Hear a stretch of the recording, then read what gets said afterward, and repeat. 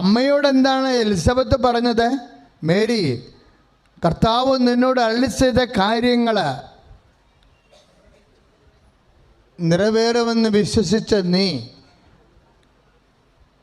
അതായത് വാഗ്ദാനങ്ങളിൽ വിശ്വസിച്ച നീ എന്നായി പറയണത്.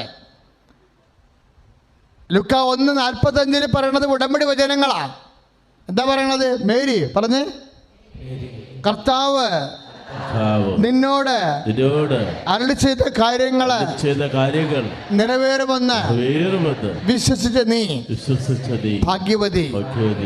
ഇപ്പൊ എന്താ പറഞ്ഞു കൊടുത്തിരിക്കണത്? പരിശുദ്ധാത്മാവ് എലിസബത്തിലൂടെ സംസാരിച്ചത് ആരാണ്?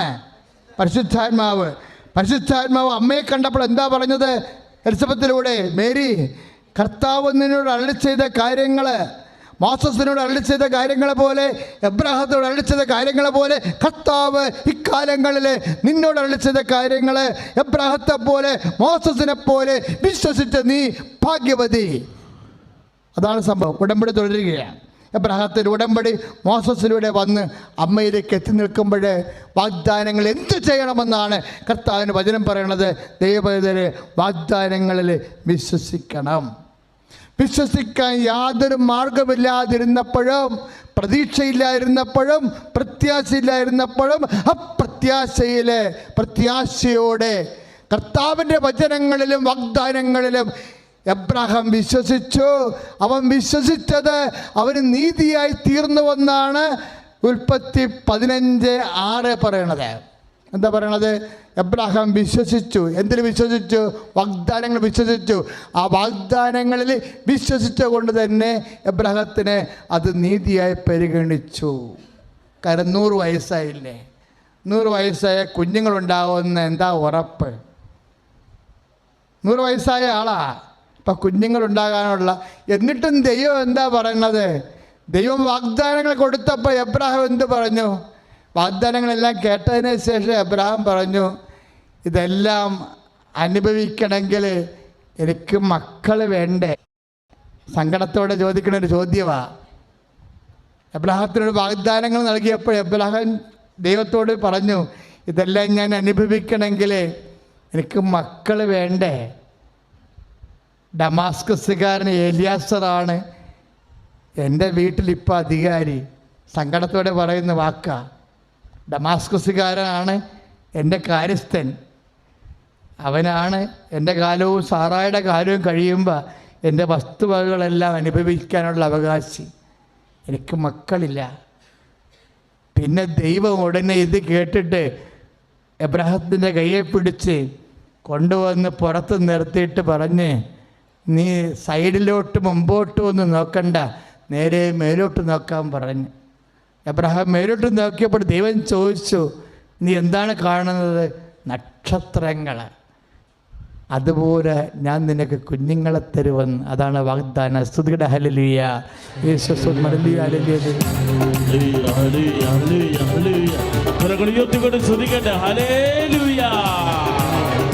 അത്ഭുതങ്ങൾ ചെയ്യുന്നവരെ, അടയാളങ്ങൾ പ്രവർത്തിക്കുന്നവരെ, ഉടമ്പടി ചെയ്ത ഓരോ മകളെയും അങ്ങേ തിരുമുമ്പിൽ പ്രതീക്ഷിച്ച് പ്രാർത്ഥിക്കുന്നു. അവർ നാനാവിധമായ ആവശ്യങ്ങളിൽ തത്സമയ അഭിഷേകവും ശക്തി കൃപയും നൽകണമേ.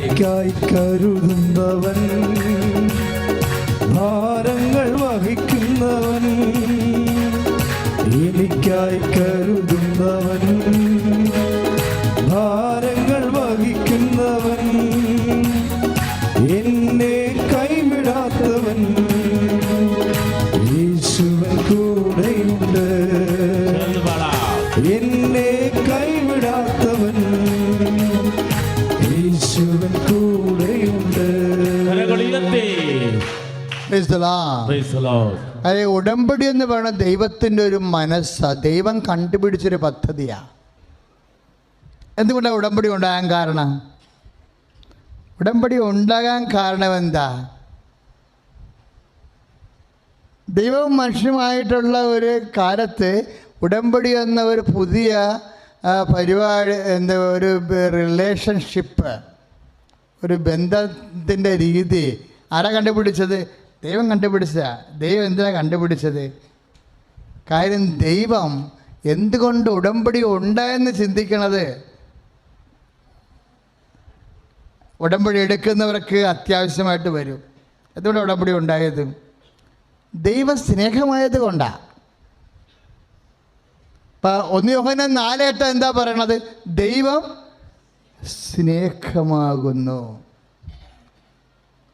അപ്പോൾ ദൈവം സ്നേഹമായത് കൊണ്ടാണ്.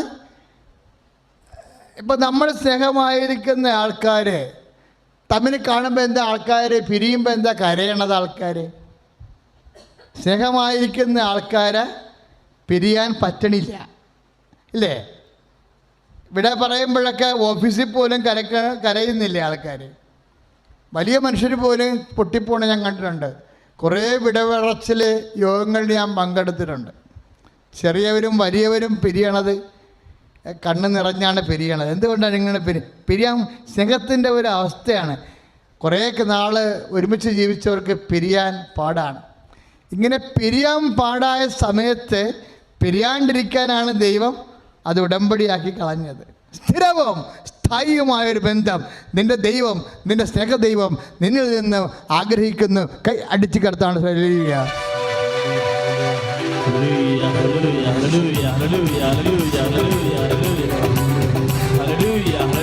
കരങ്ങൾ ഉയർത്തിയടിച്ചുകൊണ്ട്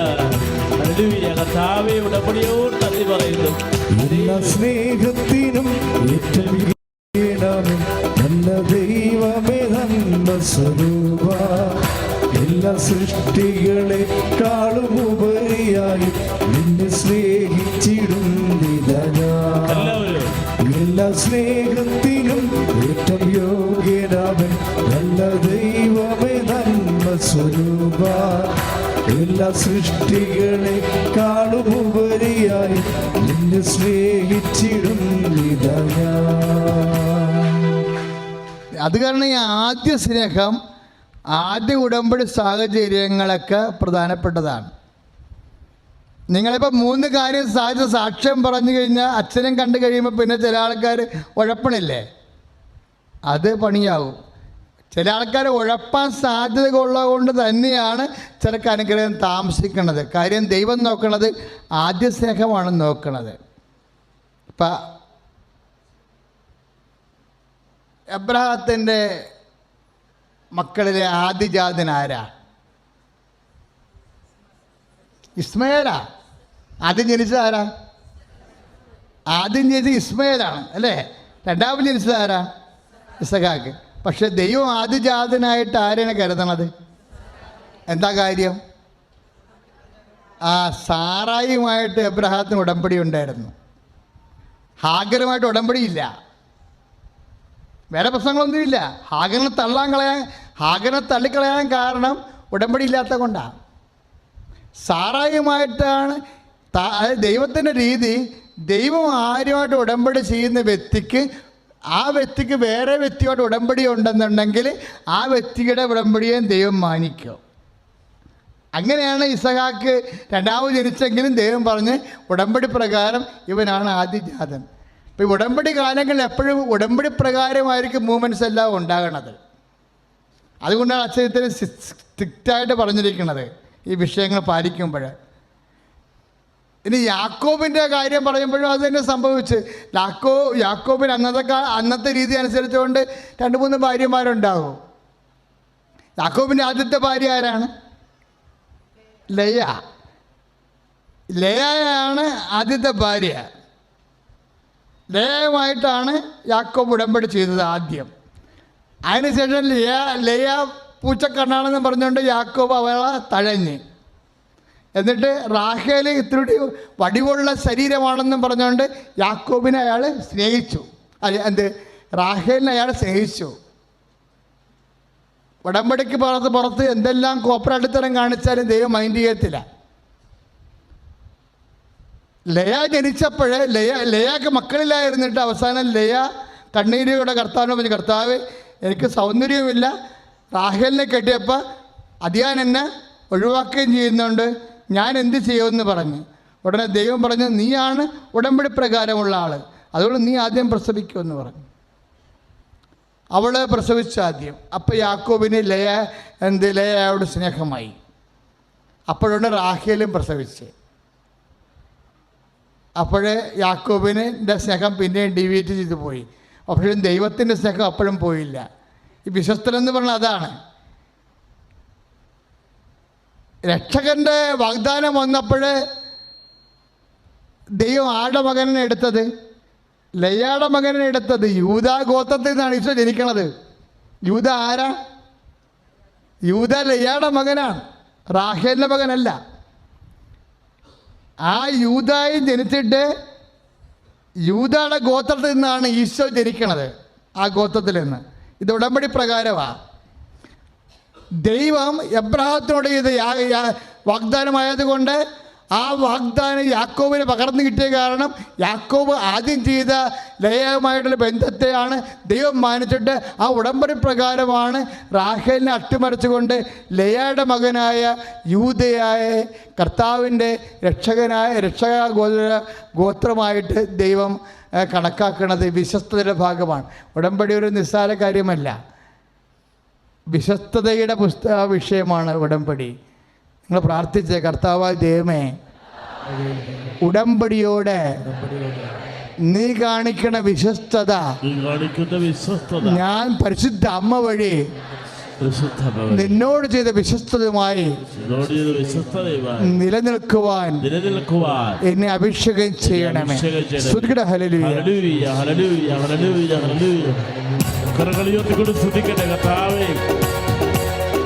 ഉടമ്പടി നിലനിൽക്കാനുള്ള കൃപ കർത്താവേ അഭിഷേകനാഥനയിലൂടെ നൽകണമേ എന്ന് പ്രാർത്ഥിക്കുന്നു.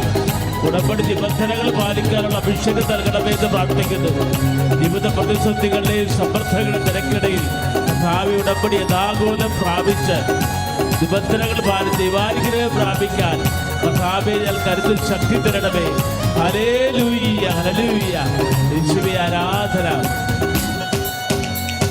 പരിശുദ്ധാത്മാവേ ശക്തി പകർന്നിടണേ. എല്ലാവരും പരിശുദ്ധാത്മാവേ ശക്തി പകർന്നിടണേ. അവിടുത്തെ ബലം ഞങ്ങൾക്ക് ആവശ്യമെന്ന് കർത്താവേ നീ അറിയുന്നു. അവിടുത്തെ ബലം ഞങ്ങൾക്ക് ആവശ്യമെന്ന് കർത്താവേ നീ അറിയുന്നു. പരിശുദ്ധാത്മാവേ ശക്തി പകർന്നിടണേ. പരിശുദ്ധ പരമദിവ്യകാരുണ്യത്തിന് ദൈവപിതാവിനും പരിശുദ്ധ അമ്മയ്ക്കും തിരുക്കുമാരനും ഒരായിരം നന്ദി. എൻ്റെ പേര് ലൈബി. ഞാൻ ഗോവയിൽ നിന്നാണ് വരുന്നത്. ഞാൻ 2023 ഏപ്രിൽ മാസമാണ് ഉടമ്പടി എടുത്തത് ആദ്യമായിട്ട്. എനിക്ക് കിട്ടിയ വലിയൊരു അത്ഭുതം പറയാനാണ് ഞാനിവിടെ വന്നത്. 2025 ഫെബ്രുവരി മാസം 7-ാം തീയതി ഞാൻ ഇസ്രയേലിലാണ് ജോലി ചെയ്യുന്നത്. അവിടെ വെച്ച് എൻ്റെ കണ്ണിന് പെട്ടെന്നൊരു കാഴ്ച മങ്ങി. ഞാൻ കണ്ണ് അടച്ച് തുറന്നപ്പോൾ അത് ഒരു പെട്ടെന്ന് എന്തോ കണ്ണിൽ മഷി കലർന്നതായിട്ട് എനിക്ക് ഫീൽ ചെയ്തു. പക്ഷെ അന്ന് വെള്ളിയാഴ്ച ആയതുകൊണ്ട് വെള്ളിയാഴ്ച ശനിയാഴ്ചയും അവിടെ ശബാത്ത് ആയതുകൊണ്ട് ഒരു കാര്യവും ഒരു ഹോസ്പിറ്റലിൽ പോകാനോ ഒന്നും സാധിക്കില്ലായിരുന്നു. ഞായറാഴ്ചയാണ് ഡോക്ടറെ കാണാൻ പോകാൻ സാധിക്കുക. അതുപോലെ തന്നെ കണ്ണിനും പല്ലിനുമൊന്നും അവിടെ ഒരു ഇൻഷുറൻസ് ഒന്നും ലഭിക്കത്തുമില്ല. അത് പക്ഷേ ഞാൻ ഞായറാഴ്ച ഹോസ്പിറ്റലിൽ പോയി. ആദ്യം ഞങ്ങൾക്ക് ചെറിയ മെഡിക്കൽ ഡിസ്പെൻസറിയിലാണ് പോകേണ്ടത്. അവിടെ ചെന്ന് ഞാൻ പരിശുദ്ധ അമ്മയോട് പറഞ്ഞു, എൻ്റെ കൂടെ വന്ന് പരിശുദ്ധ അമ്മ തന്നെയായിരിക്കണം. ഞാൻ പറയുന്നത് അവർക്ക് മനസ്സിലായാൽ മാത്രമേ അവർ എനിക്കത് എമർജൻസി ഡോക്ടറെ കാണാൻ അപ്പോയിൻമെൻറ്റ് തരുള്ളൂ. അല്ലെങ്കിൽ ഒരു മാസം 2 മാസം കഴിഞ്ഞായിരിക്കും അപ്പോയിൻമെൻറ്റ് കിട്ടുന്നത്. ഞാൻ ഉടമ്പടി ഉപ്പിട്ട് പ്രാർത്ഥിച്ച് ഞാൻ ആ ഡോക്ടറുടെ റൂമിൽ കയറി സംസാരിച്ചത് ആ ഡോക്ടർക്കെല്ലാം മനസ്സിലാവുകയും ആ ഡോക്ടർ എനിക്ക് പെട്ടെന്ന് തന്നെ അത് എമർജൻസിയായി കണ്ണിൻ്റെ ഡോക്ടറെ കാണാനുള്ള അപ്പോയിൻമെൻറ്റ് തരികയും ചെയ്തു. ഞാൻ അവിടെ നിന്ന് സിറ്റി ഹോസ്പിറ്റലിൽ പോയി. അവിടെ ചെന്ന് ചെക്ക് ചെയ്തപ്പോൾ എൻ്റെ റെറ്റിന ഹെമറേജ് എന്ന് പറഞ്ഞു. പക്ഷേ അവിടെ അവർക്ക് കൂടുതൽ ഡയഗ്നോസിനൊന്നും ചെയ്യാൻ പറ്റത്തില്ല. മെഡിക്കൽ കോളേജ് അവിടുത്തെ വലിയ ഹോസ്പിറ്റലിലേക്ക് പോകണം. വലിയ ഹോസ്പിറ്റലിലേക്ക് കപ്ലാൻ ഹോസ്പിറ്റലിലേക്ക് പോകണം. പക്ഷേ എനിക്ക് പോകാനോ ഒന്നും അറിയില്ല. ഞാൻ അവിടെ ചെന്നിട്ട് 1 വർഷം ആവുന്നുള്ളൂ. ഞാൻ അങ്ങനെ അധികം പുറത്തൊന്നും പോയിട്ടില്ല. എൻ്റെ കൂടെ വരുവാനും ആരുമില്ല. പരിശുദ്ധ അമ്മയോട് മാത്രമേ എനിക്ക് പറയാനുള്ളൂ, വേറെ ആരോടും പറയാനില്ല. ഞാൻ അമ്മയോട് പറയും, അമ്മ എനിക്കുള്ള ഇതിനുള്ള ഉത്തരമൊക്കെ തരും. അമ്മയോട് ഞാൻ പറഞ്ഞു, എൻ്റെ കൂടെ വന്നിരുന്നത് ഞാൻ നോക്കുന്ന പേഷ്യൻ്റാണ്. അവിടെ ഒരിടത്തും സംഭവിക്കുന്നില്ല. പേഷ്യൻ്റ് കൂടെ വന്ന് അവരെ നോക്കാൻ വന്നേക്കുന്ന മെത്തപ്പല്യത്തിൻ്റെ കൂടെ ഹോസ്പിറ്റലിൽ കൊണ്ടുപോകുന്നത്. ഞാൻ നോക്കുന്ന പേഷ്യൻ്റാണ് എന്നെ ഹോസ്പിറ്റലിൽ കൊണ്ടുപോയിക്കൊണ്ടിരുന്നത്. ഞാൻ ഹോസ്പിറ്റലിൽ എന്നെ കൊണ്ടുപോയി എമർജൻസിയായി എല്ലാ ചെക്കപ്പും ചെയ്തു. പക്ഷേ അന്ന് ചെയ്തു, പിറ്റേ ദിവസം ചെയ്തു, എല്ലാം നെഗറ്റീവാണ്. പക്ഷെ അവർ പറഞ്ഞു, എക്സ്റേ എടുത്തപ്പോൾ എൻ്റെ ചെസ്റ്റിൽ ഒരു പാച്ചസ് ഉണ്ടെന്ന് പറഞ്ഞു. പക്ഷെ അത് അവർ അപ്പം കാര്യമാക്കിയില്ല. അത് കഴിഞ്ഞ് എല്ലാ ടെസ്റ്റുകളും ചെയ്ത് അതെല്ലാം നെഗറ്റീവായപ്പോൾ അവർ ഒരു ട്യൂബർക്ലോസിസ് ടെസ്റ്റ്, ഒക്കുലർ TB ആണോ എന്ന് ചെക്ക് ചെയ്യാൻ വേണ്ടിയിട്ട് അവർ TB ഹോസ്പിറ്റലിലേക്ക് റെഫർ ചെയ്തു. പക്ഷേ ഞാൻ ഇവിടെ നിന്ന് പോകുന്നതിന് മുമ്പ് TB ടെസ്റ്റ് എല്ലാം നെഗറ്റീവ് ആയതുകൊണ്ട് എനിക്ക് ഇത്തിരി കോൺഫിഡൻസ് കൂടുതലായിരുന്നു, ഞാനത് നെഗറ്റീവാണെന്നുള്ളത്. പക്ഷേ ടെസ്റ്റ് കഴിഞ്ഞപ്പോൾ, എൻ്റെ സ്കിൻ ടെസ്റ്റ് കഴിഞ്ഞപ്പോൾ അത് പോസിറ്റീവ് എന്ന് വന്നു. പോസിറ്റീവ് വന്നു കഴിഞ്ഞപ്പം അവർ അതിന് ഇനി കൂടുതൽ ക്ലാരിഫൈ ചെയ്യണം, എക്സ്റേ ചെക്ക് ചെയ്യണമെന്ന് പറഞ്ഞു. പക്ഷേ എക്സ്റേയിൽ ഒരു പ്രാവശ്യം 1 ആഴ്ച മുന്നത്തെ എൻ്റെ എക്സ്റേയിൽ ചെറിയ പാച്ചസ് ഉണ്ട്. അപ്പം എനിക്കറിയാം ഇനിയുള്ള കാര്യങ്ങളൊന്നും എൻ്റെ കയ്യിലില്ല. കാരണം അത് എൻ്റെ കയ്യിൽ നിന്ന് പോയി. ഒന്നും എനിക്കവിടെ ചെയ്യാൻ പറ്റത്തില്ല, ആർക്കും ഒന്നും ചെയ്യാൻ പറ്റത്തില്ല. അവർ ഡോക്ടറെ കണ്ടു, ഡോക്ടറെ കൺസൾട്ട് ചെയ്തപ്പോൾ ഡോക്ടർ ചോദിച്ചു, മുന്നേ വന്നിട്ടുണ്ടോ എന്ന് ചോദിച്ചു. ഞാൻ പറഞ്ഞു, ഇല്ല, എനിക്ക് മുന്നേ TB ഒന്നും വന്നിട്ടില്ല എന്ന് പറഞ്ഞു. ആ ഡോക്ടർ എന്ത് ചെയ്താൽ സമ്മതിക്കില്ല. ഡോക്ടർ പറഞ്ഞു, ഞാൻ ചീറ്റ് ചെയ്താണ് ഇസ്രയേലിൽ വന്നേക്കുന്നത്. ഞാൻ എംബസിനെ എല്ലാം ചീറ്റ് ചെയ്തു. എൻ്റെ എംബസിയിൽ നിന്ന് അവർ എൻ്റെ മുന്നിൽ തന്നെ ഇരുന്ന് എൻ്റെ അവിടുത്തെ സീനിയേഴ്സ് ഓഫീസേഴ്സിനെ എല്ലാം വിളിച്ചു, എംബസിയിൽ നിന്ന് എൻ്റെ ഡീറ്റെയിൽസ് എല്ലാം എടുക്കാൻ വേണ്ടിയിട്ട്.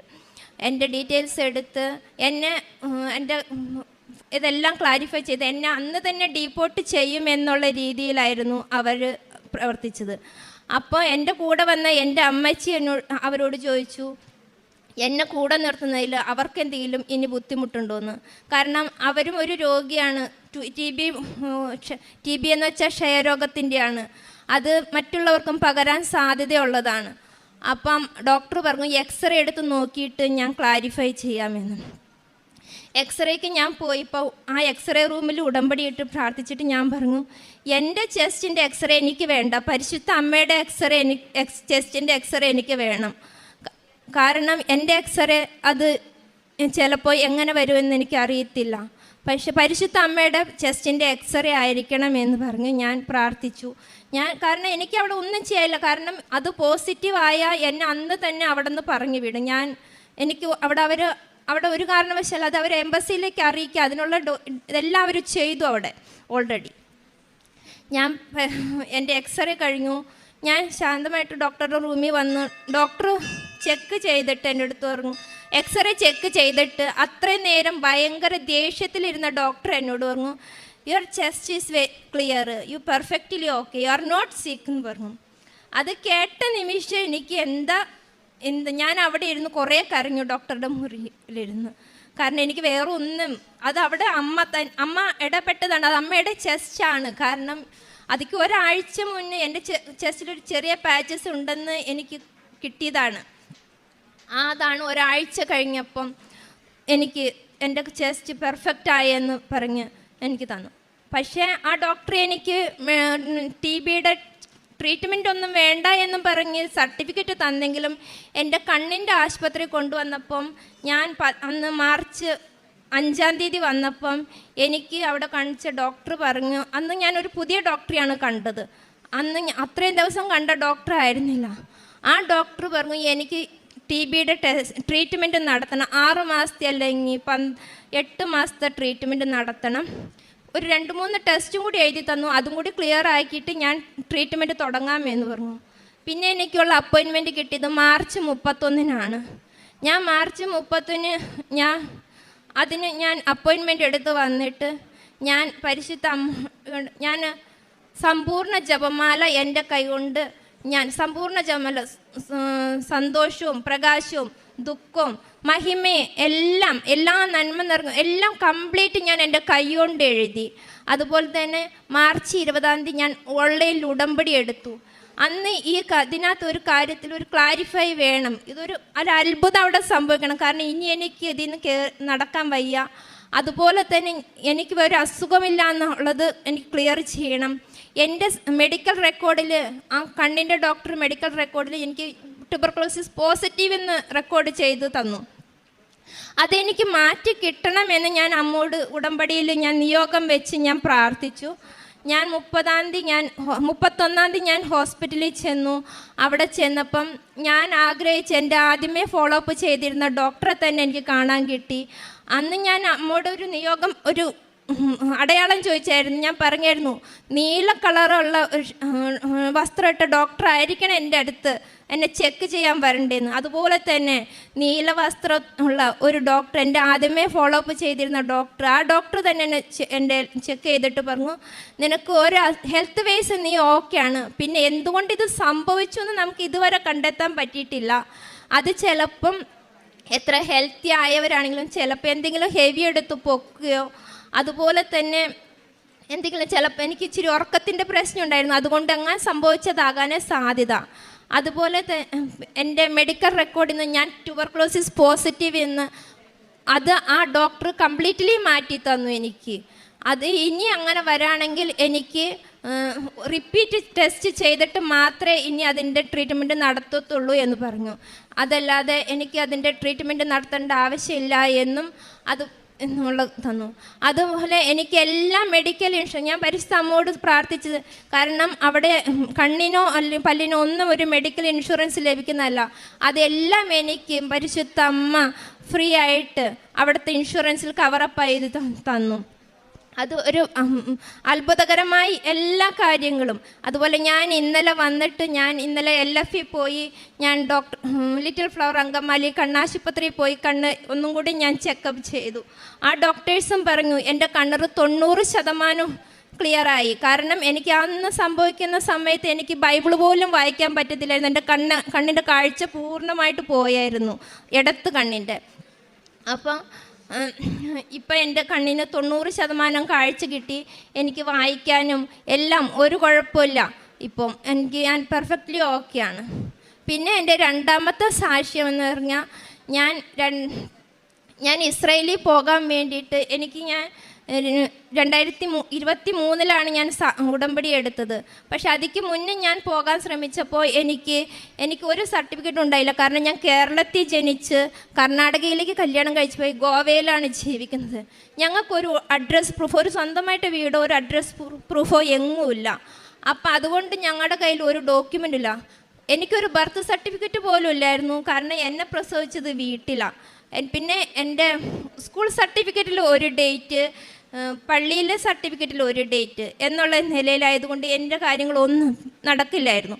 ഞാൻ ഇവിടെ വന്ന് ഉടമ്പടി എടുത്തതിന് ശേഷം എനിക്ക് നടക്കില്ല എന്ന് പറഞ്ഞ ഏജൻറ്റ് എന്നെ തിരിച്ച് വിളിക്കുകയും എനിക്ക് ബർത്ത് സർട്ടിഫിക്കറ്റ് ഇല്ലെങ്കിലും പഞ്ചായത്തിൽ നിന്ന് ലഭിക്കുന്ന ഒരു നോൺ അവൈലബിലിറ്റി സർട്ടിഫിക്കറ്റ് വെച്ച് അഫിഡവിറ്റ് തയ്യാറാക്കിയാൽ നിനക്ക് പോകാമെന്ന് പറയുകയും അങ്ങനെ ഞാൻ സർട്ടിഫിക്കറ്റുകളെല്ലാം ശരിയാക്കി, പിന്നെ എൻ്റെ പാസ്പോർട്ടും എല്ലാം ശരിയാക്കി എനിക്ക് 2024 ജനുവരി 12 ഇസ്രായേലിന് പോകാൻ സാധിച്ചു. എൻ്റെ മൂന്നാമത്തെ സാക്ഷ്യം, ഞാൻ ഇസ്രായേലിൽ ചെന്നതിന് ശേഷം എനിക്ക് 2.5 മാസം കഴിയുമ്പോൾ എൻ്റെ ജോലി റിസൈൻ ചെയ്യേണ്ടി വന്നു. പക്ഷേ എനിക്ക് അവിടെ ആരെയും പരിചയമില്ല, ഞാൻ പുതിയതാണ്. എനിക്ക് ആകെ പരിചയമുള്ള ഒരു ചേട്ടനുണ്ടായിരുന്നു, നാട്ടിലോട്ട് വരികയും ചെയ്തു. എന്നെ ഹെൽപ്പ് ചെയ്യാൻ അവിടെ ആരുമില്ല. ഞാൻ എൻ്റെ റിസൈൻ കൊടുത്തതിന് ശേഷം ഞാൻ എൻ്റെ ഒരു കൂട്ടുകാരിയോട് വിളിച്ച് സംസാരിച്ച്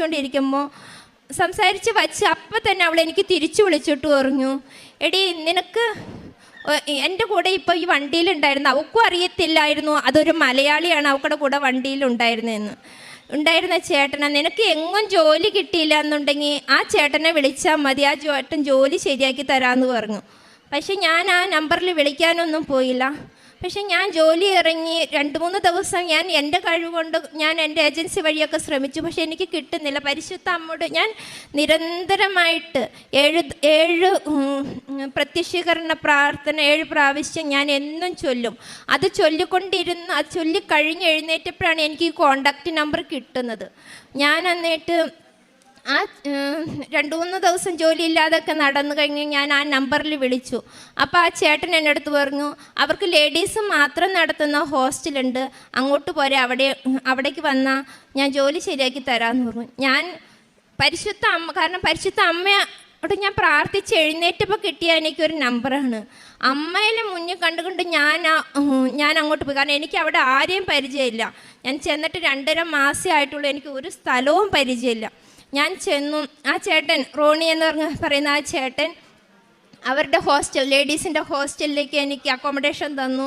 അവിടെ ചെന്നപ്പോൾ എന്നെപ്പോലെ തന്നെയുള്ള മറ്റൊരു കുട്ടി ഉണ്ടായിരുന്നു. അവരെ കണ്ടപ്പം, കാരണം അവളും ജോലി ഇറങ്ങിയിട്ട് പുതിയ ജോലി അന്വേഷിക്കുന്നതായിരുന്നു. ഞാൻ ചെന്നത് അവളെ കണ്ടപ്പോൾ എനിക്കിത്തിരി സന്തോഷമായി. കാരണം ഒന്ന് സംസാരിക്കാൻ ഒരാളായി എന്നുള്ളത്. കാരണം അതുവരെ ഞാൻ ഭയങ്കര വിഷമത്തിലായിരുന്നു. എനിക്ക് എന്തെന്നറിയില്ലാത്ത ഛർദ്ദിക്കാൻ വരിക, ഞാൻ ഒരു വല്ലാത്ത അവസ്ഥയായിരുന്നു. എത്ര മരുന്ന് കഴിച്ചിട്ടും ഒന്നും, കാരണം ഞാൻ എന്തിനാ മരുന്ന് കഴിക്കുന്നതിനോ എന്തിനാ കരയുന്നതെന്നോ ഒന്നും അറിയത്തില്ല. ഒരു ജോലി നഷ്ടപ്പെട്ടപ്പോൾ അവിടെ ആരും സഹായിക്കാനില്ലാത്ത ഒരവസ്ഥയിൽ എന്തൊക്കെയോ ഒരു ഇതായിരുന്നു. പക്ഷെ അവിടെ ചെന്ന് വെള്ളിയാഴ്ചയായിരുന്നു. അതുപോലെ വെള്ളിയും ശനി അവിടെ ഒരു കാര്യം നടക്കത്തില്ല. ഞായറാഴ്ച എന്നെ ഒരു ഓഫീസിൽ കൂട്ടിക്കൊണ്ടുപോയി. ഓഫീസിൽ ഞാൻ അവിടെ ചെല്ലുമ്പോൾ ഉടമ്പടി ഉപ്പിട്ട് ഞാൻ പ്രാർത്ഥിച്ച്, ഇനി എനിക്ക് കയറി ഇറങ്ങാതെ ഒരു ജോലി ഇവിടെ തന്നെ ലഭിക്കണമെന്ന് ഞാൻ പ്രാർത്ഥിച്ചാണ് ഞാൻ ചെന്നത്. അതുപോലെ തന്നെ എനിക്ക് അന്ന് തന്നെ ഒരു ജോലി ലഭിക്കുകയും അവർ എന്നെ ഞാൻ ആഗ്രഹിച്ച പോലെ തന്നെ എനിക്കൊരു നല്ല പേഷ്യൻറ്റിനെ തന്ന് എന്നെ അനുഗ്രഹിച്ചു. അപ്പം ഞാൻ മനസ്സിലൊരു ഇത്തിരി ശമ്പളം, ഞാൻ കൂടുതലൊന്നും ആഗ്രഹിച്ചില്ല, കാരണം അതിനുള്ള യോഗ്യത എനിക്കില്ല എന്നറിയാം. ഞാൻ ഇത്തിരി ശമ്പളം ഞാൻ ഇത്തിരി കൂട്ടി തന്നാൽ എൻ്റെ കാര്യങ്ങളെല്ലാം നടക്കുമല്ലോ മാതാവേ എന്ന് പ്രാർത്ഥിച്ചായിരുന്നു. പക്ഷെ ഞാൻ ആഗ്രഹിച്ചതിലും കൂടുതൽ പരിശുദ്ധ അമ്മ എനിക്ക് നൽകി എന്നെ സമൃദ്ധമായി അനുഗ്രഹിച്ചു അവിടെ. അതുപോലെ തന്നെ എൻ്റെ ഉടമ്പടി വസ്തുക്കൾ ഉപയോഗിച്ച് എൻ്റെ മകളുടെ 2 കണ്ണിൻ്റെ സൈഡിലും ചെറുപ്പം മുതലേ പാലുണ്ണി ഉണ്ടായിരുന്നു. അത് കണ്ണിൻ്റെ സൈഡിലായതുകൊണ്ട് ഒന്നും ചെയ്യാൻ സാധിക്കത്തില്ലായിരുന്നു. പക്ഷെ ഞാൻ ഉടമ്പടി വസ്തുക്കൾ ഉപയോഗിച്ച് ഉടമ്പടി തൈലം തേച്ച് പ്രാർത്ഥിക്കുന്നതിൻ്റെ ഫലമായി ഒരാഴ്ചയെ ഞാൻ പ്രാർത്ഥിച്ചുള്ളൂ. അത് പൂർണ്ണമായിട്ട് അത് മാറിപ്പോയി. അത് രണ്ടും അവൾക്കൊരു പാട് പോലും അവശേഷിക്കാതെ അത് മാറിപ്പോയി. അതുപോലെ ഒരു ചേച്ചിക്ക് അവിടെ ഭയങ്കര ഹെവി ബ്ലീഡിങ് ആയിട്ട് ആ ചേച്ചിക്ക് ജോലി ചെയ്യാനൊന്നും വയ്യ എന്ന് പറഞ്ഞപ്പോൾ എൻ്റെ അടുത്ത് വിളിച്ച് പറഞ്ഞപ്പോൾ ഞാൻ പെട്ടെന്ന് ഉടമ്പടി തൈലവും കൊണ്ട് ആ ചേച്ചിയുടെ അടുത്ത്, ഉടമ്പടി ഉപ്പും ഉടമ്പടി തൈലവും ആ ചേച്ചിയുടെ അടുത്ത് കൊണ്ട് ചെന്ന് ഉടമ്പടി തൈലം കുരിശിട്ട് ആ ചേച്ചിയുടെ വയറ്റിൽ പ്രാർത്ഥിച്ചതിൻ്റെ ഫലമായിട്ട് ആ ചേച്ചിക്ക് ആ ബ്ലീഡിങ് പൂർണ്ണമായിട്ട് നിന്ന് കിട്ടി. പിന്നെ എൻ്റെ പ്രേക്ഷിത പ്രവർത്തനം എന്ന് പറഞ്ഞാൽ ഞാൻ കൃപാസനം പത്രം ഇംഗ്ലീഷിലും മലയാളത്തിലും കന്നഡയിലും എല്ലാം വാങ്ങിച്ചു കൊണ്ടുപോയി കർണാടകത്തിൽ കൊടുക്കും. അതുപോലെ ഗോവയിൽ ഞങ്ങൾ കൊടുക്കും. ഗോവയിൽ എല്ലായിടത്തും ഇംഗ്ലീഷാണ് ഞങ്ങൾ കൊടുക്കുന്നത്. അതുപോലെ മലയാളത്തിലും കൊടുക്കും. പിന്നെ ഇവിടെ നാട്ടിൽ വരുമ്പോൾ പള്ളികളിൽ പോകുമ്പോൾ അവിടെ പള്ളികളിലൊക്കെ ഇരിക്കുന്ന പേപ്പറുകൾ എടുത്തുകൊണ്ട് ഈ ഹോസ്പിറ്റലിലെല്ലാം കൊണ്ടു കൊടുക്കാറുണ്ട്. പിന്നെ ഞങ്ങൾ കാരുണ്യപ്രവർത്തികളായിട്ട് എൻ്റെ മുന്നിൽ അറിയുന്നതായിട്ടും അറിയാത്തവരായിട്ടും സഹായം അഭ്യർത്ഥിച്ച് വരുന്നവരെ എൻ്റെ കഴിവിനൊത്ത് ഞാൻ സഹായിക്കുന്നുണ്ട്. അതുപോലെ ഞാൻ പൊതിച്ചോറ് നൽകി ഗോവയിൽ വെച്ച് പൊതിച്ചോറുണ്ടാക്കി ഞാൻ കൊടുത്തിരുന്നു. ഇതൊക്കെയാണ് എൻ്റെ ഉടമ്പടി. അമ്മയ്ക്കും തിരുക്കുമാരനും 1000 നന്ദി. ഇവിടെ വന്ന് എനിക്ക് ഈ സാക്ഷ്യം പറയാനുള്ള കൃപ നൽകിയതിന്. ആത്മീയമായിട്ടുള്ള എൻ്റെ ചേഞ്ച് എന്ന് പറഞ്ഞാൽ, ഞാൻ ആദ്യം ഒരു കൊന്തയൊക്കെ കഷ്ടിച്ച് ചൊല്ലുള്ളായിരുന്നു. പക്ഷേ ഇപ്പം ഞാൻ സമ്പൂർണ്ണ ജപമാല എന്നും ചൊല്ലും. സമയം കിട്ടുന്നതിനനുസരിച്ചൊക്കെ ഞാൻ ബൈബിള് വായിച്ചുകൊണ്ടിരിക്കും. പിന്നെ എനിക്ക് കുർബാന, ഞാൻ പോകുന്നതിന് മുന്നേ ഞാൻ കുർബാന എല്ലാ ദിവസവും കൂടിയിരുന്നു. പക്ഷേ ഇപ്പം എനിക്ക് എല്ലാ ദിവസവും അവിടെ പള്ളികൾ അധികം ഇല്ലാത്ത കാരണം കൊണ്ട് ഞങ്ങൾക്ക് പള്ളിയിലൊന്നും അധികം പോകാൻ പറ്റില്ല. പക്ഷെ മാസത്തിലൊരിക്കൽ അവിടെ ഒരു കുർബാന ഞങ്ങൾക്ക് കിട്ടുന്നത്, അതിനും ഞാൻ പോകും. അതല്ലാതെ ഓൺലൈൻ കുർബാന എന്നും കാണും. അങ്ങനെയാണ് എൻ്റെ ആത്മീയമായ കാര്യങ്ങൾ. പക്ഷെ എപ്പോഴും ഞാൻ ഈ പ്രത്യക്ഷീകരണ പ്രാർത്ഥന ഇങ്ങനെ സുഹൃത ജപം ചെല്ലും പോലെ എനിക്ക് അമ്മയോട് അങ്ങോട്ടും ഇങ്ങോട്ടും സംസാരിക്കുന്ന പോലെ സംസാരിക്കാനും അങ്ങനെ സംസാരിച്ചുകൊണ്ട് പരിശുദ്ധ അമ്മ എന്നെ കൈപിടിച്ച് നടത്തിക്കൊണ്ട് നടക്കുമായിരുന്നു.